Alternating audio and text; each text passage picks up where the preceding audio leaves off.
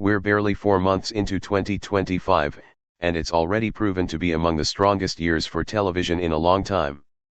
With TV shows like Severance and The White Lotus cementing themselves as critical darlings that generated plenty of online discussion, TV is hitting a new peak that very few people could have anticipated.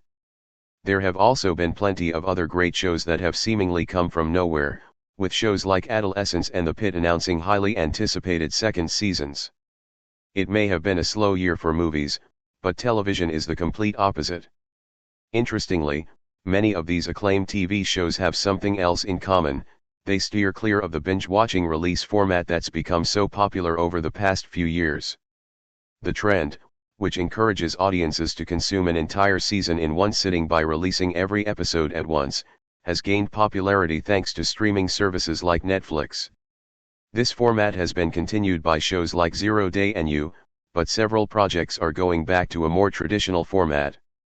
2025's TV show releases have proven why weekly releases are better than full season drops.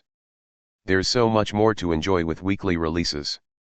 In the first half of 2025 alone, the weekly release structure has run circles around the binge-watch structure. Some of the best streaming shows of 2025 have adopted this strategy, testing the audience's patience and making them come back every week to find out what happens to their favorite characters. Shows like Severance, The White Lotus, and The Last of Us strongly benefit from this approach because of how plot-heavy they are. Releasing one episode per week gives audiences enough time to digest what happened in the previous episode and theorize what's going to happen in the next. Conversely, shows like The Pitt and Yellow Jackets had brilliant storylines, but it was the intricate character work and methodical pacing that made the weekly release structure so effective. Audiences could gradually get to know these characters week by week, instead of being overwhelmed with new characters over a single weekend. The Pitt is a perfect example of this. The show's familiar structure could become repetitive if watched all at once, but the way the characters slowly evolve and forge interesting dynamics each week is what kept audiences coming back for more. How binge-watching became so popular on streaming. House of Cards kicked off this irreversible trend. Binge-watching is still a fairly new phenomenon in the history of television, and it's a direct consequence of Netflix's unique streaming model. The practice first became popular when Netflix trialed it with House of Cards, releasing all 13 episodes of the first season at once. This political drama is a very plot-heavy show that benefits from audiences soaking up the entire story in one viewing, and the structure was quickly adopted by some of Netflix's other popular shows, Stranger Things, The Crown, Money Heist, etc. Over the pandemic, the idea of binge-watching an entire season gained even more notoriety as people had much more free time on their hands to watch television. Previously, TV shows had been relegated to a few specific hours at the end of the day when people most needed to wind down.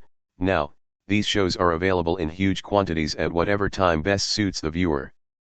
Since this trend became more popular, streaming services have profited from some great binge-worthy shows that allow audiences to lose themselves in a long, complex story over an entire weekend. Additionally, the fact that streaming services like Netflix have such an enormous back catalog of shows makes it even more normal. Viewers have gotten used to having the entirety of Breaking Bad or The Wire on demand, so it makes sense they'd want the same from new releases. Weekly releases on streaming have more benefits. Audiences can't just consume everything at once. Although binge-watching has seemingly become the most popular way of consuming television, the weekly release structure remains the most beneficial and exciting way to watch a new show. It cultivates engagement in a way that binge-watching simply can't. It encourages audiences to come back week after week, allowing them to form a connection with the show and get excited about the new episodes. This isn't possible when the entire season is available at the click of a button. Although binge-watching makes sense for shows that are going to leave Netflix soon, it's not the way forward for new properties. The weekly release schedule allows shows to develop a fandom that can discuss the most recent episode together over an entire week, sparking discussions and giving the show a much longer shelf life. Shows stay popular for much longer when they're released this way, as they can be released over 2 or 3 months. It also helps prevent spoilers, as audiences don't have to worry about getting through the entire season as quickly as possible before going on social media. Will Netflix ever lean into the weekly release model? The service is already beginning to trial something new. Although many streaming services have left the binge-watching format in the past, Netflix still hangs on to this way of releasing new shows. Netflix was the service that first made it popular, and it's also the one that stuck with it for the longest. There's clearly a commercial benefit to releasing shows this way, possibly because Netflix has so many releases that they don't have to worry about longevity. Whenever audiences finish talking about the latest release, there's another just around the corner. This makes it difficult to justify spending 3 months gradually releasing the same show. However, Netflix has since begun to release shows in parts.